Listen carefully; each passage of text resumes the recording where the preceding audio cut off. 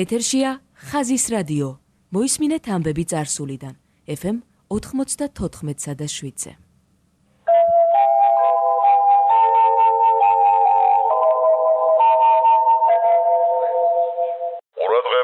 ყურადღება. ლაპარაკობს თბილისი. დღეს 1953 წლის 13 მაისია. გადმოიცემა უკანასკნელი ცნობები. თბილისის კიროვის სახელობის ჩარხმშენებელ ქარხანას ეწვია მოძმე სომხეთის დედაქალაქის ერევნის ძერჟინსკის სახელობის ჩარხმშენებელი ქარხნის კოლექტივის დელეგაცია, რომელშიც შედიან ქარხნის წარჩინებული ადამიანები. დელეგაციის მიზანი იყო თბილისის კიროვის სახელობის ჩარხმშენებელი ქარხნის კოლექტივთან ხელშეკრულების დადება 1953 წლისთვის. ორივე მხარემ იკისრა გადიდებული საწარმო ვალდებულებები და ძლიური საწარმო გეგმის 21 დეკემბრისთვის დამთავრება. ხაშურის სადღეო მეურნეობამ ქალაქის გარშემო საქოლავის სერზე სურამისა და თაგვეთის მიდამოებში 40 ჰექტარზე დარგო ფიჭვისა და ფოთლოვანი ჯიშის ხეები.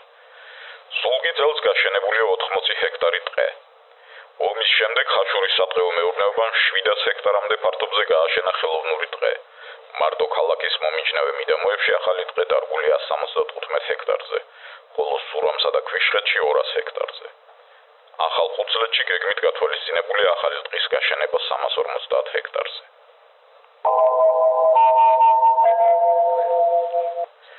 ჩვენი ქვეყნის საუკეთესო კურორტების გაგრის, სოჭის, წყალტუბოს, კისლოვოდსკის, ბორჯომის, პიატიგორსკის და სხვა სანატორიუმებში რუსთავის სტალინის სახელობის ამიერკავკასიის მეტალურგიული ქარხნიდან ყოველთვიურად ათობით მეტალურგი ისვენებს. ბლუმინგის საამქროს მოწინავე მუშამ ვახტანგ ვეფხვიაშვილმა შვებულება გაატარა კისლოვოდსკის სანატორიუმში. აქვე ისვენებდა ამავე საამქროს მუშა მიხეილ დვალიშვილი, ხოლო მილამზიდის საამქროს ოსტატმა სერგი საკუნმა მილსაკლინავის საამქროს მუშამ ვლადიმერ მუმლაძემ დაისვენეს გაგრისა და წყალტუბოს სანატორიუმებში. ამჟამად სოჭის, თებერდის, წყალტუბოს, კისლოვოდსკის სანატორიუმებში ისვენებს ქარხნის ბევრი მუშა. თბილისში დაბრუნდა კლასიკური ჭიდაობის ოსტატი გივი კარტოზია, რომელმაც ჩინებულად იასვარეზა იტალიაში, ნეაპოლში და მსოფლიო ჩემპიონი გახდა. ფინალში მან დაამარცხა მსოფლიოს მრავალგზის და ოლიმპიური ჩემპიონი შვედი გრინბერგი.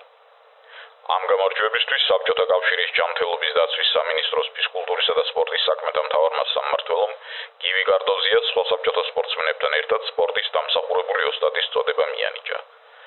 თბილისის რკინიგზის სადგურზე გივი კარტოზიას ჩვენი რესპუბლიკის დედაქალაქის მშრომელები თაიგულებით შეხვდნენ. ასევე აღფრთოვანებით შეხვდა საბჭოთა სპორტსმენს მისი ოჯახი, პატარა გოგონას ჩათვლით. გადმოიცემოდა 1953 წლის 13 მაისის უკანასკნელი ცნობები.